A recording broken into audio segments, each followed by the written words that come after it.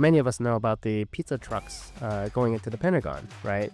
All these pizza delivery trucks going into the Pentagon suggests very strongly that there's some operation that's happening that most people won't know about until it shows up on the newspaper a couple days later. Oh, wow. I didn't even know what the pizza trucks. Because that's... Yes, that's something to know about. Pizza trucks at the Pentagon. I'm sure not they have like a special delivery door where, it's underground or something like that. Is that because, they're eating pizza while they plan, or is it because they're smuggling people in, or...? It's because people are working late, and if you have lots of pizza deliveries happening late at night, then that suggests something interesting is happening.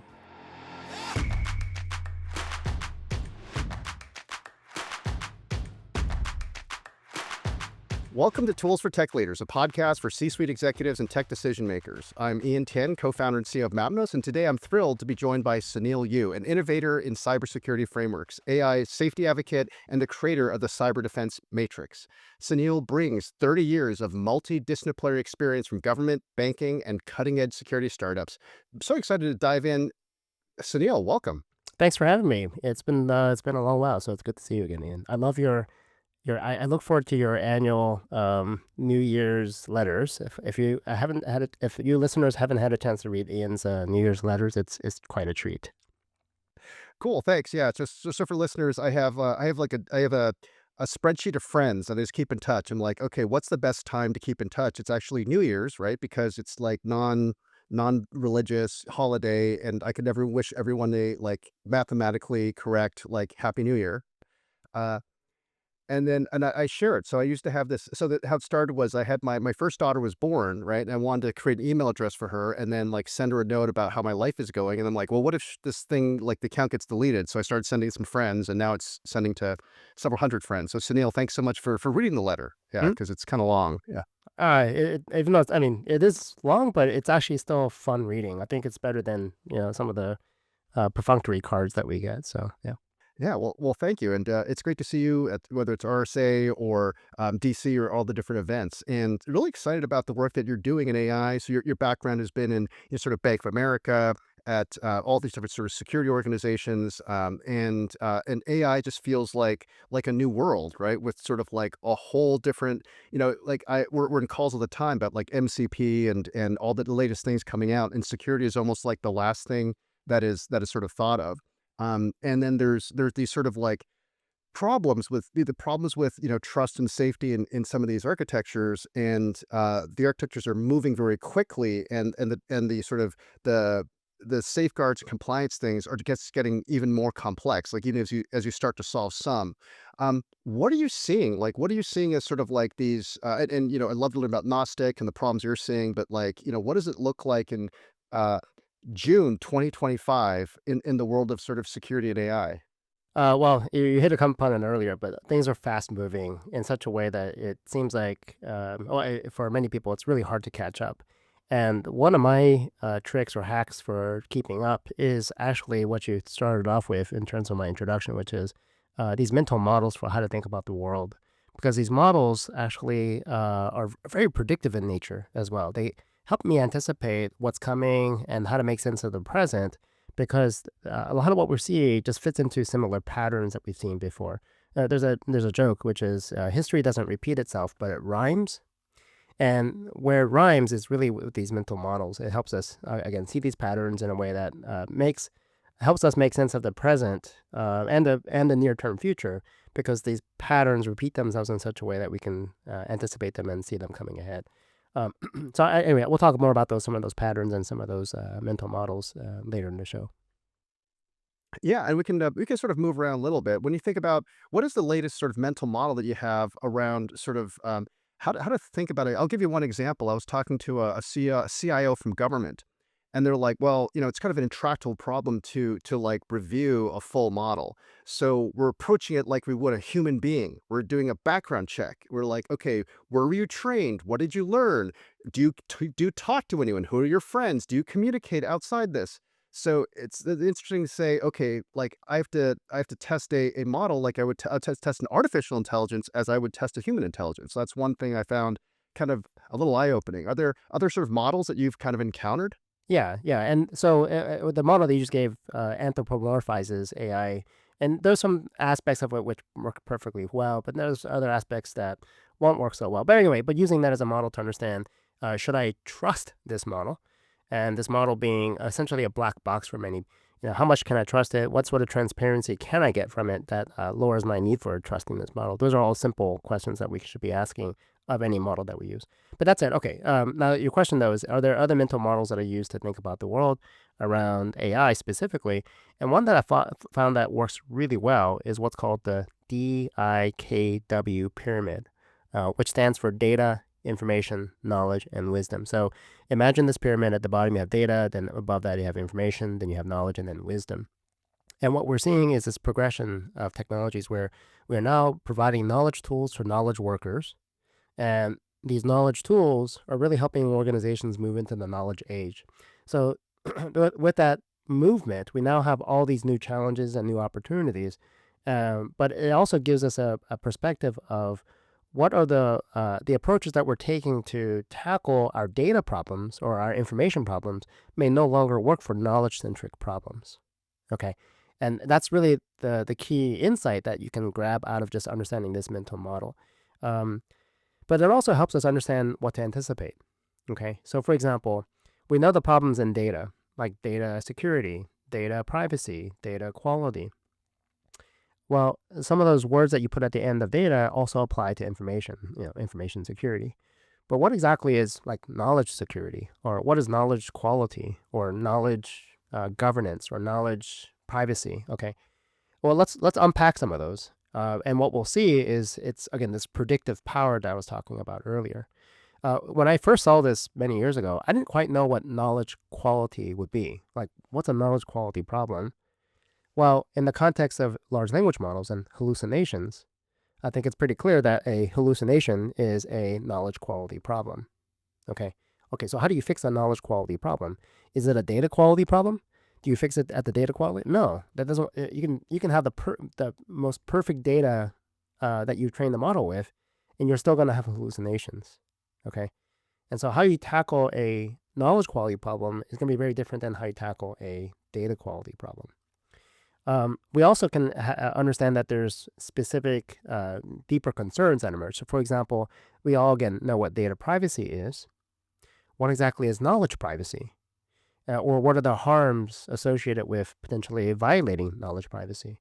And that became evident when we looked at things like Cambridge Analytica, where what was violated wasn't our data privacy. It was rather about who we were. It was inferred. Okay, our political affiliation was inferred from the Facebook data that they were collecting, and so there's no field within Facebook that says turn off my political affiliation.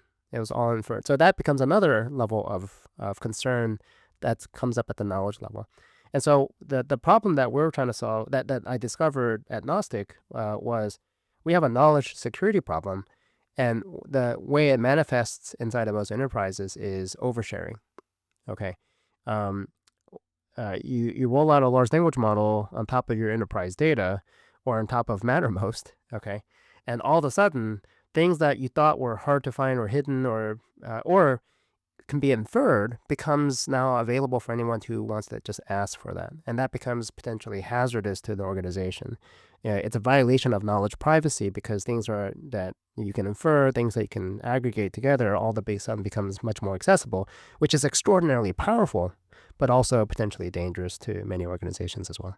Yeah, 100%. So I think in the defense space, often it's called sort of synthetic data. And what are your access controls? You can take data from like lower classification, like less sensitive data, but you fuse them together, you actually get something that should be more controlled. That's right.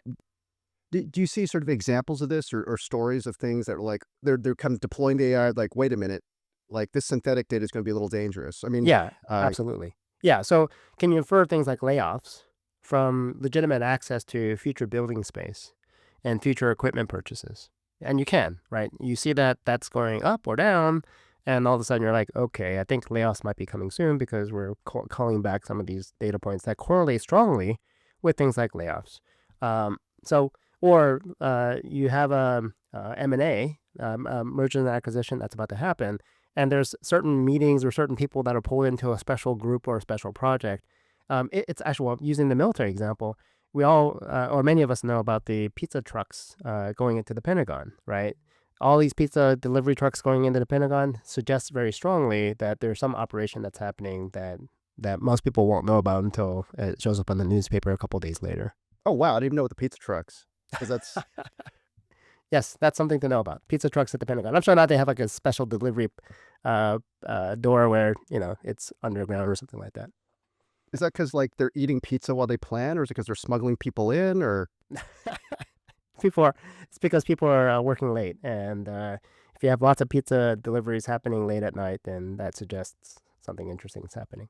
oh gosh, Yeah, you can look it up. It's definitely something to look up. Pizza trucks at the Pentagon. okay, well, take a look at that, thank you, yeah, today it might be like DoorDashes, right? Like, Sure, yes. Yeah, Uber Eats. okay, so we've got synthetic data like pizza trucks at the Pentagon, right? Like, building planning in terms of layoffs or even growth, right? Growth of companies. I think there's talk about satellite imagery to count like people in the parking spaces on weekends, right? Like people are sort of working hard. So there's lots of sort of synthetic data you can have it that happens. What does that do on an information security level? In terms of, now I've got, so there's this a principle, which is the effort that goes behind a breach is proportional to the economic value of a breach. So what we've done is we've increased the economic value of kind of all data, right? Because now you can use it to enrich and synthesize more valuable data. So like mathematically, like is there, I mean, that's two things. It's the value of data, even outside of AI. So do you see that the sort of attack surface for knowledge is now greater because now you can fuse lower levels of information into knowledge? Well, the attack surface, I think, has always been available. It's now more accessible at scale. So, this attack surface, we all recognize that this content is already there for people to accumulate. I mean, all the unclassified content that people can already have access today, that if you brought together becomes sensitive. It's already there for them to take advantage of, and so the attack surface is already there, and that's the attack surface hasn't changed, but except the velocity of taking advantage of the attack surface has greatly increased thanks to AI. Now, the business opportunity with that is also correspondingly greatly increased as well. And one could argue that the value of that increase in business opportunity is greater, significantly greater than the potential loss, right? So that would be the reason why people would press forward with some of these initiatives, knowing that there are risks associated with oversharing or wherever else it might be. And they just say, you know what, that's an acceptable risk because the business opportunity is so much greater. But for some industries, though, the the downside risk is so great or so significant that they may still say, okay, hold on, we got to address it. We got to do something about this risk because otherwise we're going to get. You don't want to be on the front page of filling in your local newspaper because we didn't at least account for this and we were considered negligent. Yeah, 100%. I think that's a great observation that like some people are going to be, more leaned in and some were to be a little further back. As you think about the models that you're sort of looking at the space for, what are the sort of insights that are coming out in terms of like, hey, there's this piece over here that because of how we think about knowledge and synthesis, we really have to pay attention to. I'd love to learn more about also your role at Gnostic as the chief AI safety officer. So, how do those two come together? How do you sort of uncover these more material risks that really need to be addressed in the industry?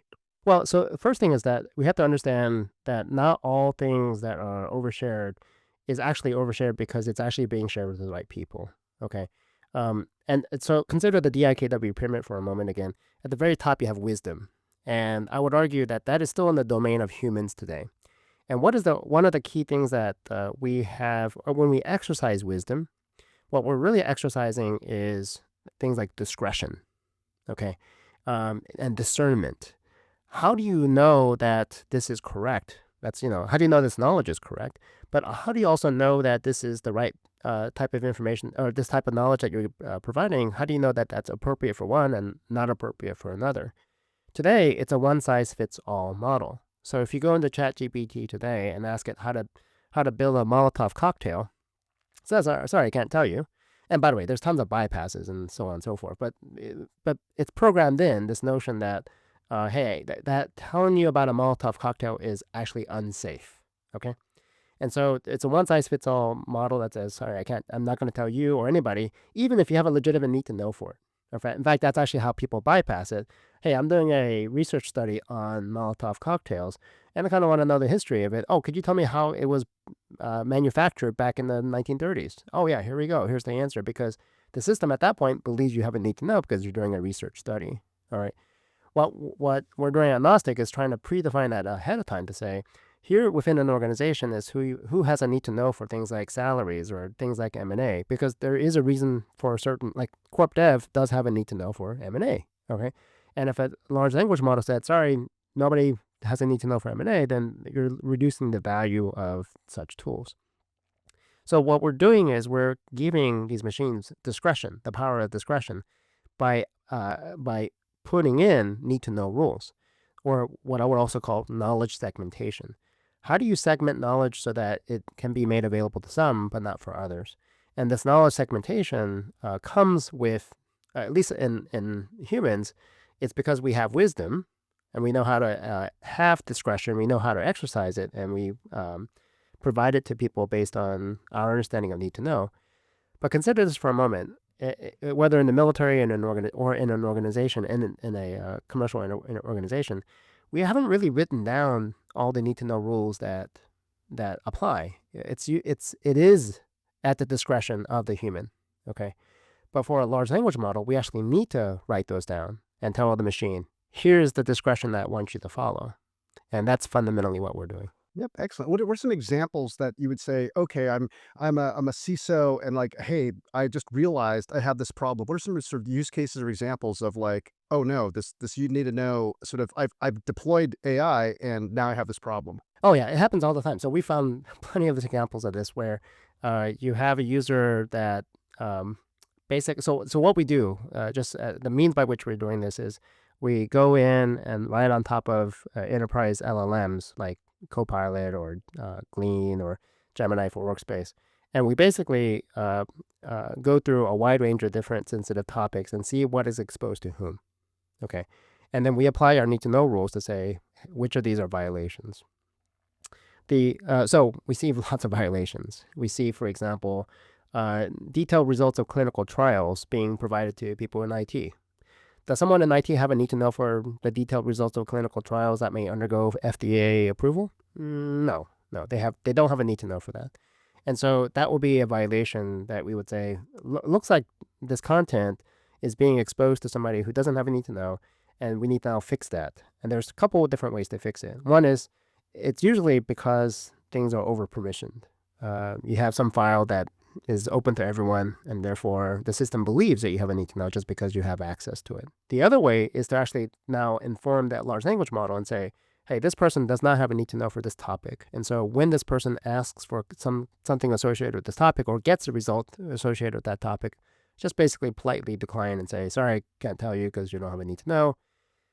Or even better than that is to actually adjust the answer to fit within their need to know. Okay. So think of that as trying to explain quantum field theory to a fifth grader versus a 12th grader versus a PhD nuclear physicist. Okay, the PhD nuclear physicist will get the full detail of what quantum field theory is all about. But the fifth grader, you somehow find a way to make it appropriate for them to fit within their need to know boundaries, because if you tried to explain it as if they were a nuclear physicist, they would just not understand, and they may even be turned away from it, right? The whole, wanting to study physics. But the point is that I think the more interesting opportunity that these large language models offer is to reshape an answer to fit within your need to know boundary. But first, you got to understand what the need to know boundary is. Yeah, 100%. And is there sort of like a framework or approach to figure out like what category you're in terms of your risk? I mean, imagine if you're working in, some very high, definitely sort of like military intelligence, that's going to be a very concrete need to know with LLMs, well, actually even before LLMs, just access controls. Mhm. And there's probably ones, I'm going to guess, like a bakery or a restaurant that you're not that worried about.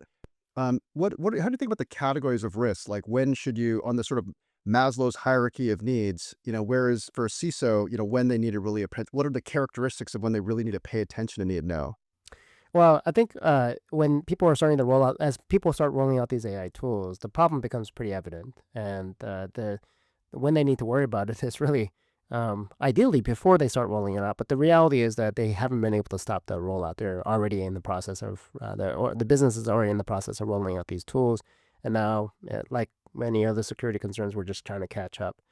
So what we have as an action is the ability to just quickly catch up by running through, by assessing what the need to know violations are very quickly, and then doing more precision targeting of fixes so that you don't have the bleeding. You can stop the bleeding quickly.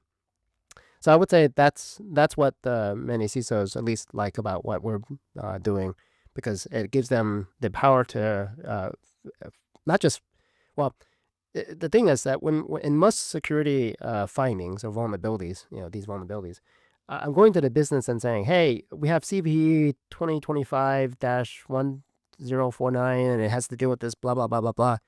And you're like, "Okay, well, what do I care, right? Yeah, how's this really going to affect me?" The thing that we're doing that's much different is we can say, "Hey, HR, you have the salary file open to everyone who wants to look for this file, who just asks for it. Is that okay?" And it's. I mean, I don't have to even ask, "Is that okay?" It's intuitively obvious, right? The business intuitively understands that these overexposures, these vulnerabilities, are business impacting to them. And so I don't have to convince them that this is a problem. They already understand it's a problem and they want to go and fix it right away. And so that's the nice thing about what we're doing, is that it doesn't require much of a fight with the business to say, "Hey, that needs to be secured," because they understand this is sensitive business, restricted business information. And yes, it needs to be locked down. And if it's exposed to people who doesn't have it or doesn't have a need to know for that, then that's a problem. Okay. And whether that's in the commercial context or in a DoD context, it's a pretty cut and dry sort of thing. Yeah, totally makes sense. And maybe just the last one on sort of the AI piece. You talked about vulnerabilities. How do you red team an AI system? Like, what's the process? Is it creativity? Like, how do you get like there's certifications for offensive cyber, but what is the latest and greatest on how you actually test these models? Yeah, sure. So there's a lot of the tests are really kind of what we're doing in some respects. Well, our tests are a bit more straightforward, but most of the tests that I've seen are really tied to, can I break through the guardrails that people have put in? Now, here's the thing about those guardrails. Those guardrails are also very subjective. One, they're subjective, and two, again, they're one size fits all. Uh, no, I'll start with the second one. The one size fits all. Again, don't tell anyone how to build biological weapons. Can you then get the machine to tell you an LLM to tell you how to build a biological weapon? What are the different AI red teaming techniques to get it to reveal that information that you're considering to be unsafe? And so far, what I've seen for um, basically there are. I have not seen a situation where any guardrail has not been broken. That's a double negative. So every guardrail that I've seen has been broken.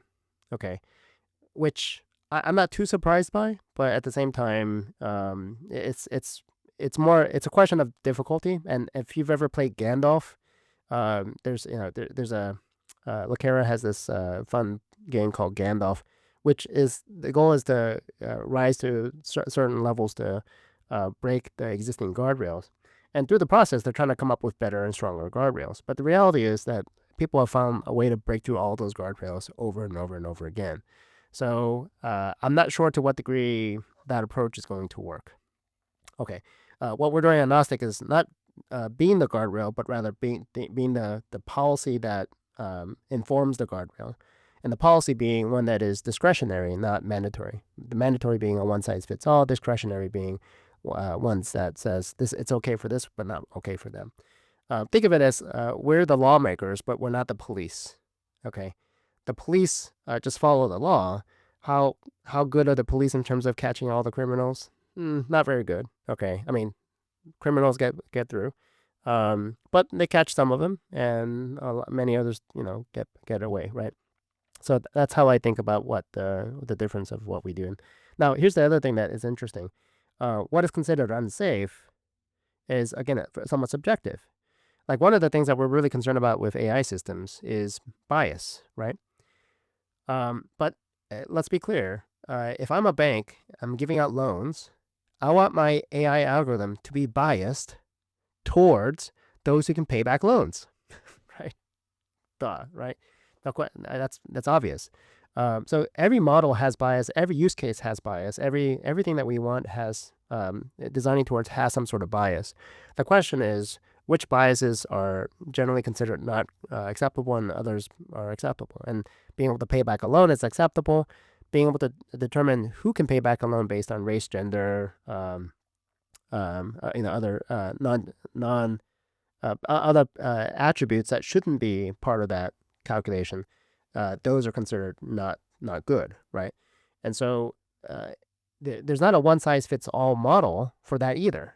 You can't say just because it's biased towards people who, if I have a algorithm that's biased towards black people, like as in a positive way, okay, that may have a perfectly good use case for whatever reason on for a certain application or whatever else it might be, and I want that bias. So if I'm an AI red teamer and I'm trying to figure out if this model has bias, I can't use the same techniques across the board for every system because the use cases are different. Okay, and that's the other big challenge with AI red teaming, that just because I can demonstrate bias for a particular model doesn't mean that that bias is wrong. It may actually be intentional, and it's hard to tell until you understand the use case itself. Yeah, it totally makes sense. It's a new world. I love that. It's not so like yeah. There's no just to kind of sum it up. There's nothing that works in AI in terms of like the guardrails, right? It seems like every time there's a guardrail, you can jump over it. Yeah, it's a question of how high you have to jump and how hard it is to jump over it. But I would say also there's another opportunity, which is uh, let's go back to the inference or the aggregation example earlier. Let's suppose I am trying to figure out if there's layoffs, okay? And I ask, let's consider this in a human interaction. There's 10 different executives I can go ask questions to, and I ask all 10 of them something not directly about layoffs, but something that's adjacent to layoffs that I can correlate together, okay? If the 10 executives can all collaborate and say, hey, I heard Joe asking this question. Did you get the same kind of question? They're like, yeah, I did too. Gee, I wonder what Joe's up to. Um, that can happen. And now within the context of a large language model, because you can see there's a history of questions that were asked. And you could say, gee, Joe's asking about the same kind of question, and they all kind of similarly point to a certain thing. And we can infer that that's what they're trying to get at. Okay. Um, could we be wrong? I mean, could there be completely innocent things? Yes, absolutely. But we now have a record of all the things that were asked, and that could be used to determine that there's something unusual. That there's somebody probing around the edges for something that maybe they shouldn't have a need to know for. Yep, excellent. So okay, so there's hope. That's good. So cyber defense matrix is something that you're pretty well known for, and I'd love to, Tools for Tech Leaders, our podcast is about, hey, how do you take these tech execs and sort of give them a model that they can use and sort of use to frame different problems or decisions that need to make. So when you think about cyber defense matrix, you've got the book, you've got people sort of picking it up. When people sort of like latch onto it and they reuse it, what's the context of who gets the most mileage out of this concept of cyber defense matrix? And can you tell us a little bit about it? Yeah, so first, the cyber defense matrix is another mental model. It just happens to be one that I created and I wrote a book about, as Ian just mentioned. It's a simple model. So think of it. It's like a bingo card, 5 by 5.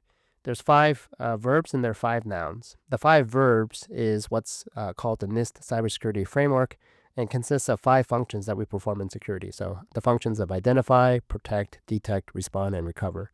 So that's one of the dimensions of the cyber defense matrix. The other dimension is 5 nouns, and they correspond to 5 attack surfaces or things that we tend to care about. So devices, applications, networks, data, and users. This 5 by 5 matrix ends up creating the cyber defense matrix. I also have this, what I call the degree of dependency spectrum on the bottom of the matrix between people, process, and technology. So in the functions of identify, it would tend to be more technology heavy, and as you go to the right, our technology dependency decreases. So as you go from identify to protect to detect, respond, recover, our technology dependency decreases and our people dependency increase. Throughout all 5 of those verbs, our process dependency remains the same.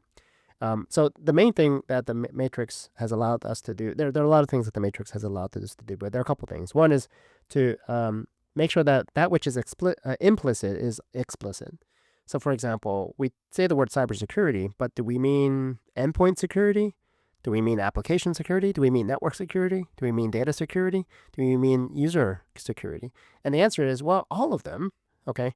But just because we use the word cyber, we sometimes forget and think that, oh, we're only talking about endpoint security and network security, when in reality, cyber can refer to all five of those things. The other thing that has been particularly helpful with this mental model is it's a simple mental model, right? It's a very simple 5x5 matrix.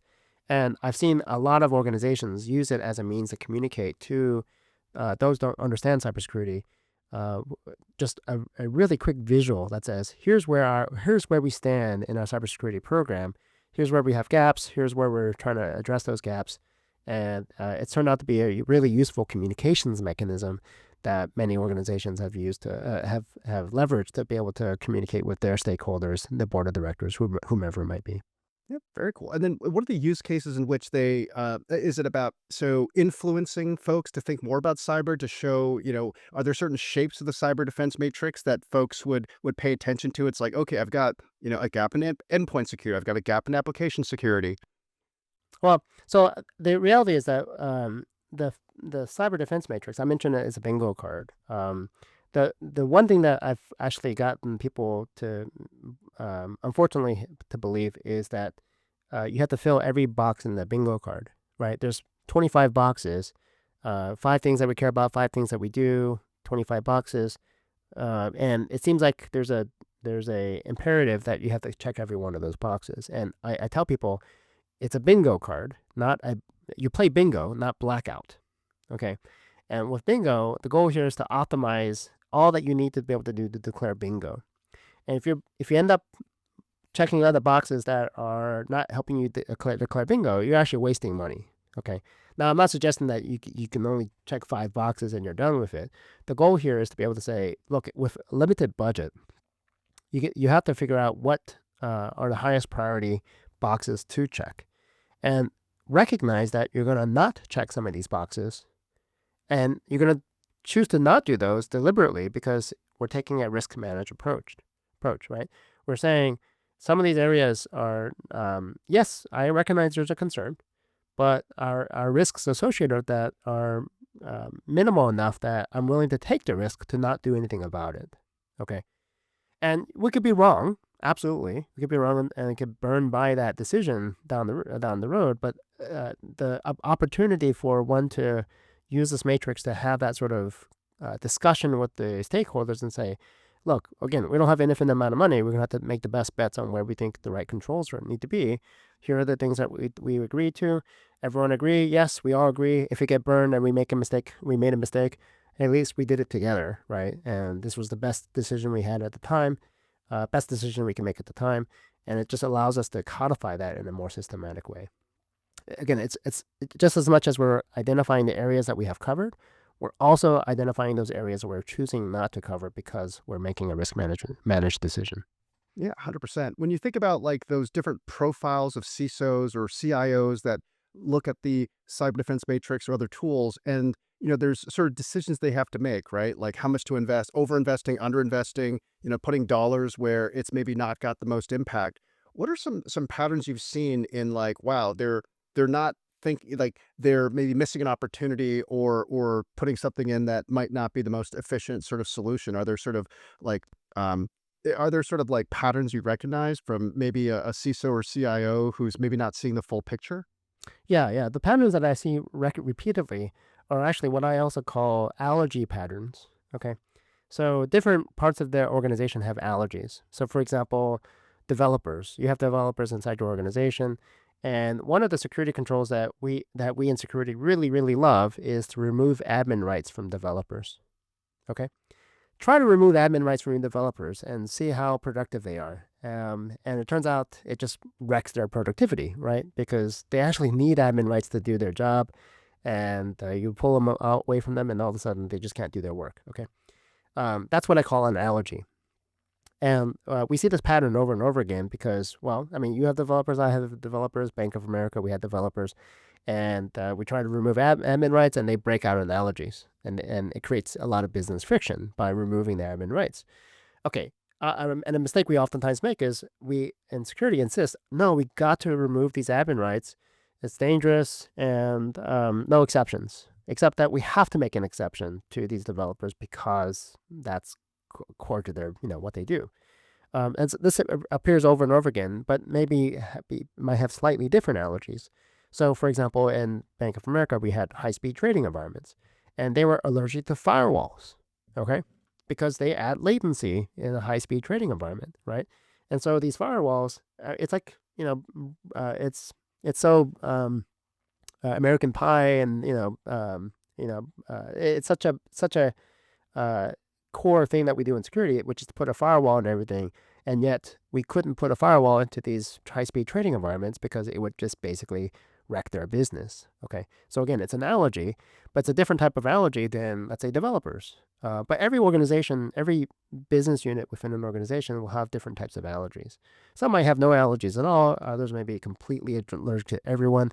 Those are like your senior executives or your surgeons or your generals, right? They just tend to they don't want any restrictions on what they do. They're allergic to everything because whatever, right? But the point is that these patterns repeat themselves in different organizations, but they repeat in similar ways because you are a CEO, and whoever wants to put restrictions on you, you're like, no, I'm not going to do that. And what are they going to do, right? A general has that same sort of ability. A surgeon has that same sort of ability, and so each there's different folks within every organization that have lots of allergies, and others have different allergies, and some have no allergies. And in security, we have to be cognizant of those different patterns so that we can apply the right kind of controls for them without creating business impact.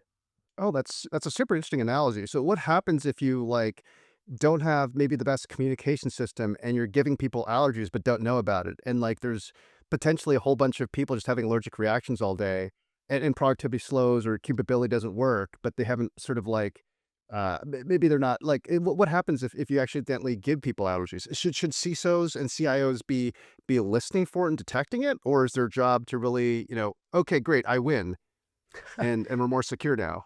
Well, you might win. You may think you win, but usually what happens is you have shadow IT or shadow systems that appear, and people find other ways to get around that, right? Or they find other ways to get around the allergies that you've created for them. You remove admin rights, and they just end up building on systems that they have more total autonomy over. And now you can't even monitor that because you don't have any controls on those other systems that they spin up. So think of like they just spin up a VM somewhere else, and they have just full reign over it, and they operate in that environment. But again, you don't have any insight, and you lose complete visibility because you no longer can see anything that's happening there. So people find a way to get their job done. They just it may not be the way. In security, we have these what we call paved paths, and these paved paths give them the ability to get their job done with as little friction as possible. But it gives us the ability in security to understand what's going on. So we maintain visibility, we minimize any friction, but we still have a safe, it provides a secure environment for us to operate in. And then, sorry, just a few questions here. For the folks that like have basically these known allergies, right? High frequency traders that don't have firewalls, do they become a target over time? Like in terms of like the actual adversaries out there? Oh, of course, yeah, yeah. So essentially, and this is why developers in particular are highly targeted. So we have to create additional compensating controls that still ultimately should not be business impacting, but minimizes the potential downfall. Downside risks if they end up getting compromised. So, but yeah, attackers definitely know that developers run as root or as admin in a lot of different places and take advantage of that. But if you're doing this right, then you've already contained those developers into certain environments where there's really not much you can steal if they get into such environments. If you allow those environments to then also touch a lot of other sensitive things, like your production environments where your customer data and so on, then it becomes problematic. Are there sort of attacks that you've seen that are just, if it's too scary, don't have to list it, but like, are there certain attacks that folks would go after? So what I'm thinking about is like, hey, you're in some, really critical system. You might have admin or elevated rights, and they send job applicants with PDFs and malware embedded inside. Like that's one. Are there other ones that you sort of like, ooh, we just have to make sure this is covered? Well, so the bigger problem that we're seeing is really supply chain issues and software supply chain in particular, where we're seeing lots of um, compromises of core software that's being used by many other used as packages for other critical software, and so the challenge I think we have with open source is that it's become open source itself has become such a critical component to many other pieces of software that itself has become a pretty wide open attack surface. And I would say that's been the concern, and that continues to be a growing concern. I do have a slight counter to that, which I can talk about as it pertains to AI. But the supply chain associated with open source packages that are being used pervasively across all of software, we're seeing more and more of that get attacked at stages that allow attackers to have a compromised package, which is consumed by our software already, and then becomes an entry point for a lot of other bad things. Yeah, 100%. Have you heard of slop squatting? Yeah, that's an example. Well, so slop squatting is just for the listeners. If I understand if it's the same slop squatting I'm talking about. So like you run cursor or you run some sort of software development tool, and the AI system hallucinates a package, and someone says, "Oh, you know what? What if I created a package with that name?" And voila, you end up still some people because they don't check for those packages to be real, you end up pulling those packages, and you're basically inviting that kind of attack. You're welcoming the attacker right into your environment because of that. Yeah, so slop squatting is becoming more prevalent, especially with AI being the case. But here's I think we're here's what I was going to say earlier about AI and open source. I think we're getting to a point where um, we're missing the opportunity, or rather, there's an opportunity that we have to avoid this problem altogether, which is what if instead of asking the AI system to build software using open source, rather to have the AI system just build an application from scratch and leveraging open source as a template, right? So here happens to be a whole bunch of open source software or functions I need to perform. And I don't want you to call any open source package. I just want you to build the whole application from scratch, okay? And to just build it that way. Now there are there are other complications with that that come up because things aren't as modular, and you have to keep a lot of things up to date and all that kind of stuff. But the point is that can we actually remove our entire dependency on open source by using AI to help us build systems that that leverages open source but doesn't have to depend upon open source? Yeah, I don't know. I haven't thought about that. But then you'd have to make sure that the open source libraries that you're creating are actually clean and don't have these vulnerabilities. Because there's a little bit of like review and sort of like pen test that you do on every sort of like little component there. That is super interesting.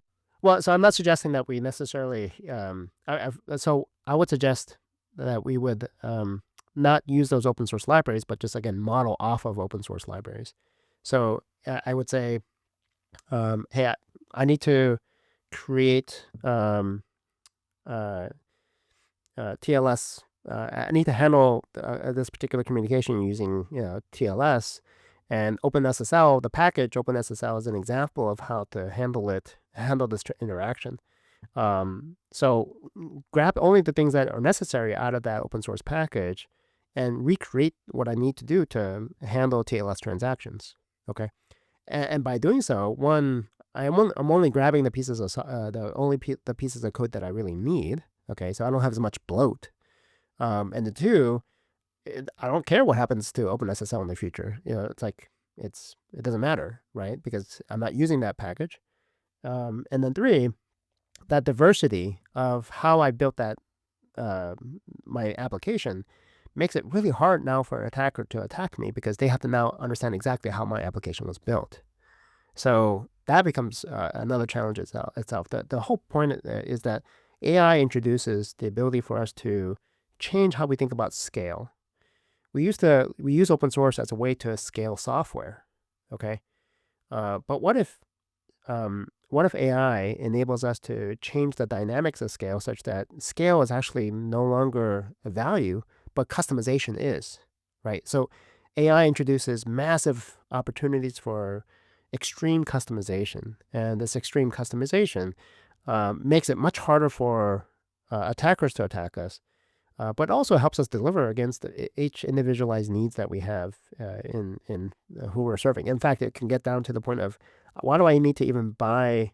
Um, this may challenge even the notions of Mattermost, but why do I need to have Mattermost when all I need is to perform a certain function that allows me to communicate with my peers for around this particular project? Okay. Um, Now, I think I'm not saying that there isn't going to be scale needs in some future. There's still going to be some needs for scale in some way or another, but I think our current assumptions about scale are going to be challenged. What we will need, what we will look for in scale is going to be different than what we look for in scale today with AI, because AI brings forth amazing customization opportunities, and with those customization opportunities, we'll have a different form of scale. Yeah, that's super interesting. Yeah, you can sort of tailor make things and draw from all the things that has come before without bloating, right? So it's like, Hmm. give me the skinny version of this. Right, exactly. The minified version or whatever it might be. Mhm.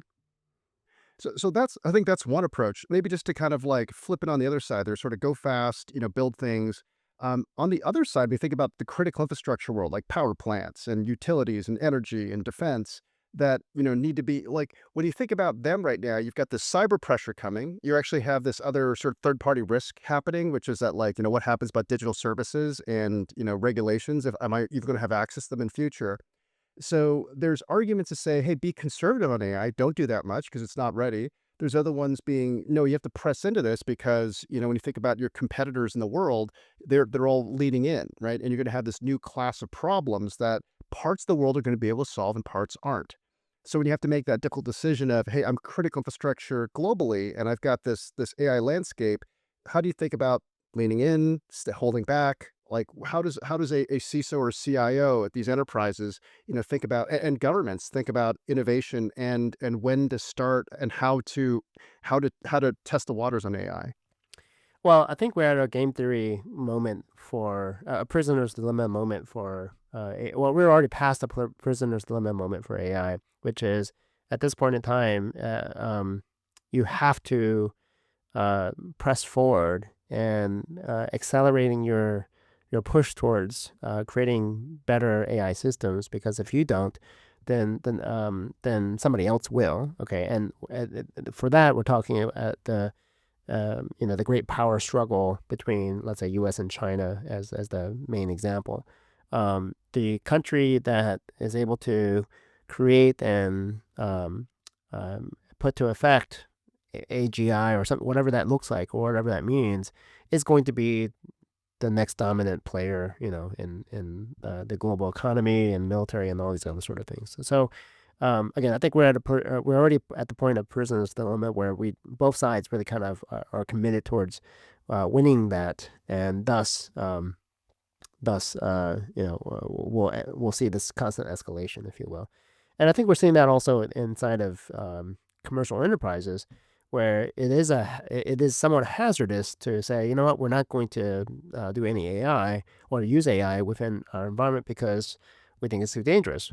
Well, guess what? If you don't, then you as a company may not survive past 2, 3, 4 more years, because you'll have many of these other upstarts that will just completely who are going to invest heavily into that, and then have advantages that you don't have. Now, will those advantages actually manifest? We don't know, right? But that is the perspective that many organizations have, and therefore, again, it doesn't matter whether it's going to happen, whether it was going to be true or not. We're at a point where people have already committed towards that, and therefore, now you have to also play that game too. Okay, um, and I think in that regard, there are some challenges that we're going to see, because in the U.S.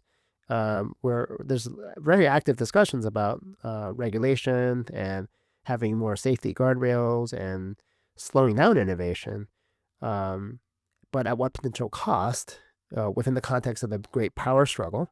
Okay, but at a smaller microcosm, same question you can ask about a company, right?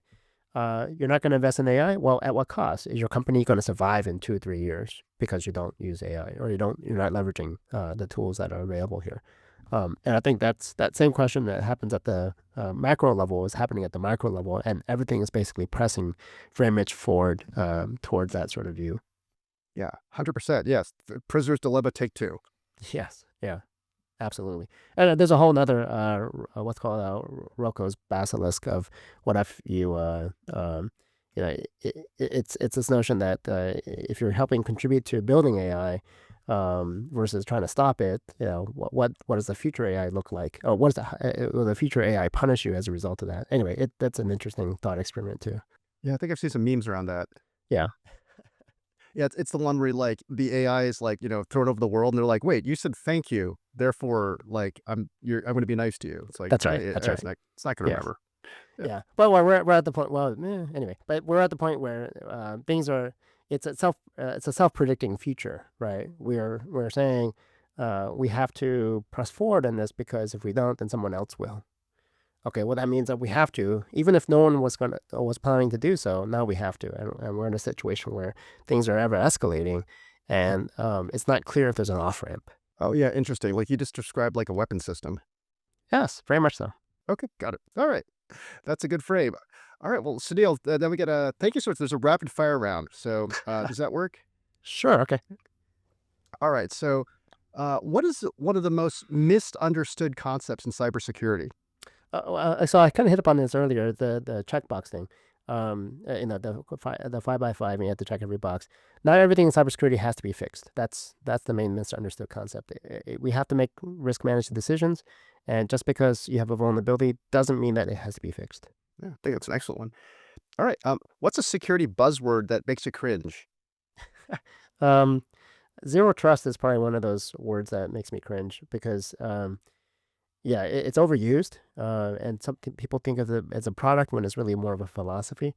But even as a philosophy, it's not about zero trust as much as about trustworthiness. Meaning, how do you build towards trustworthiness? Not just start. You may start with zero trust, but at the end, that's a zero is a singular point where trustworthiness is a growing thing, and trustworthiness is a much harder problem and more interesting problem that we have to solve for, which is how do you build more trustworthiness into every system that we have. Yeah, 100%. I mean, that's right. Just to double click on this one. For me, zero trust. I know it's a buzzword, but it feels like for me, it's like stop lateral movement. At least the DoD CIO's context. That's been the like a model to stop lateral movement after the first intrusion versus go nuts. Yeah, it's a form that is so zero trust networks is exactly that. Actually, going back to Gnostic and what we're doing, if I were to cringe at the word that I just used, it's zero trust for AI, which is how do you stop lateral movement of knowledge, where knowledge is no longer where you want to limit who can get access to what, but also it frees people to get access to the things that they have a need to know for as well. So you both open up lateral movement to those that are allowed, but also close off lateral movement to those that shouldn't have access to it. So you could think of it as a form of zero trust if I were to cringe at using that word. Yeah, excellent. We'll come up with more terms. All right. What are some of the best books you've read recently or ever? Ever would be probably Daniel Kahneman's Thinking Fast and Slow. Mhm. If you want a book on how to understand AI, that is probably one of the best books on it because System 1 describes many of our current large language models, and System 2 is really the step towards how do you control these models. So if folks are familiar with Daniel Kahneman, you'll know what I mean by System 1 and System 2. But if you're familiar with Malcolm Gladwell's Blink, System 1 is the same as the fast thinking or the Blink, thin slicing. System 2 is who we think we are, which is this rational person. And being rational is really hard. And we don't see large language models doing that today. So what we need are proper controls. Anyway, but that's it. Thinking Fast and Slow, if you want to understand AI and AI risks, wonderful book. There'll be not a single word about AI in the book, but it is all about that. Um, I read about 50 books a year, uh, plus or minus 5 or 10.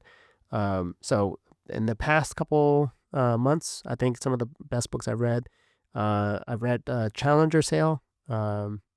It's a great book about like how enterprises buy, like how to frame sales conversations so that you're really helping customers understand the problem space in a deeper way. Um, then I would say a book on AI itself. I would say the five no, what's called the Brief History of Intelligence. Brief History of Intelligence by I forget who it was, but it provides a nice narrative of the 5 steps, 5 breakthroughs in intelligence, and there's obviously lots of interesting um, parallels to where we are in AI development today. Very cool. Thank you. Maybe one last one to close on. What's something that is exciting that you're working on or have worked in the past that people just don't ask about? You're like, this is so exciting. This is like super cool, or things that you've seen. Well, I kind of hinted at it a moment ago, which was I'm trying to rethink what does scale look like in the age of AI. And you mentioned earlier critical infrastructure. Okay, critical infrastructure has been something that has been near and dear to me for many, many years because I used to work on this as a key problem space. But consider what makes something critical is because of the need for scale. Okay, so why do we have nuclear power plants? Because we need to deliver power at scale. Why do we have hospitals? Because we have to deliver healthcare at scale. Why do we have schools? It's because we want to deliver education at scale. But if AI enables us to drive towards more customization, or if other new and emerging technologies like, I mean, I don't know how far we are from cold fusion, but the cold fusion can really change how we think about scale, or even, for example, localized solar generation. Localized solar generation is far more resilient in being able to deliver power than having decentralized power production plants.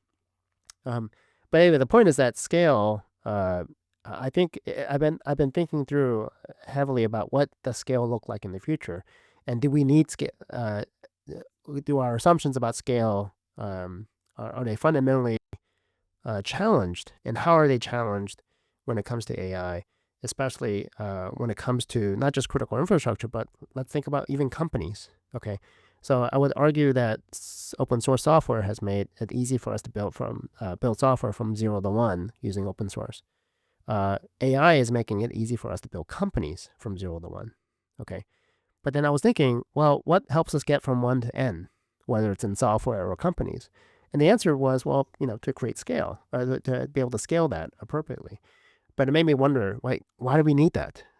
Um, in fact, is that desirable even? And I'm discovering more and more cases where it's not desirable, where it's not really actually desired. And if you think about nature, nature abhors monocultures. And that's exactly what scale is about, right? Scale builds out more and more monocultures, but that's actually not what happens in nature. And so I think this whole opportunity for extreme customization is what we have to figure out what that looks like, because there is some form of scale that is in extreme customization, but I'm not sure what that scale looks like. What new version of scale emerges from that? Wow, that's like super interesting. Yeah, well, maybe just sort of just one little comment on that is that what we saw is June 2nd, 2025, as we record this. What happened yesterday with sort of drone attacks, simultaneously taking out like critical infrastructure, like at the same time, is sort of like, wow, if that happens, what else could happen? So, one of the guests that we had was talking about, this cloud repatriation, Hmm. that Mm-hmm. ever since the start of 2025, people have been rethinking. They've kind of paused some movements to cloud, and they're just like, wait, on-prem is kind of working okay. And exactly to your point on scale, like the hyperscalers, right? Literally are monoculture, right? It's like one Mm-hmm. system, even though they're redundant.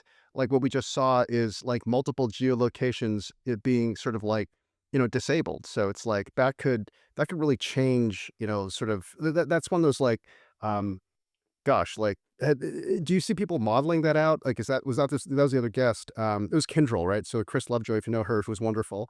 Have you sorry, that this might not be on your radar at all.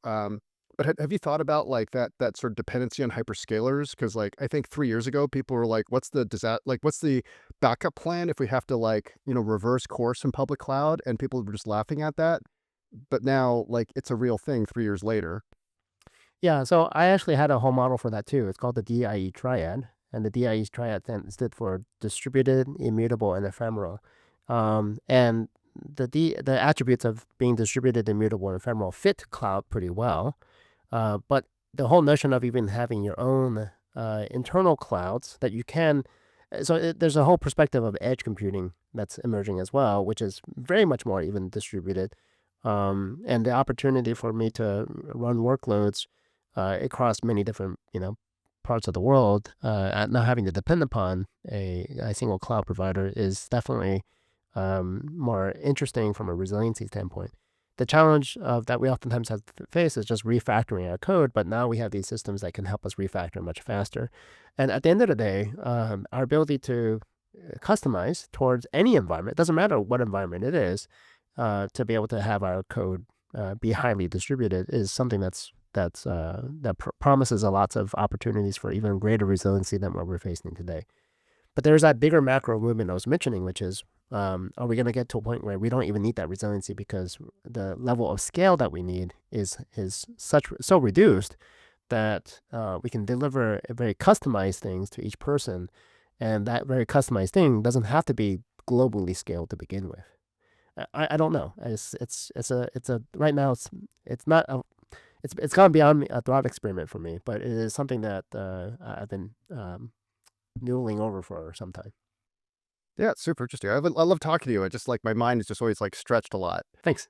This was fun. Yeah, so Neil, thank you so much for being on the show. If people want to like learn more about yourself, Gnostic, social media, like where can they find you? The nice thing about my name is that it's very SEO, search engine optimized. There's only one person in the world that has my name, so it should be easy to find as long as you spell it correctly. Gnostic is a K, spelled with a K instead of a G, so gnostic.ai is how to find me on the web as far as the company is concerned. And then if you're interested in the cyber defense matrix, cyberdefensematrix.com. Make sure you spell it in the US way, not the UK Australian way. So it has an S, not a C, Cyber Defense Matrix. But otherwise, yeah, you'll find me on LinkedIn, and I don't spend much time on Twitter nowadays, but yeah, LinkedIn in particular. Excellent. Thank you, Sunil. So glad to have you on the show. Yeah, thanks for having me, Ian. It's fun. Thanks so much for listening. If you like this content, please join our LinkedIn group. Please thumbs up, please comment, please subscribe. We'd love to bring more of this content to you.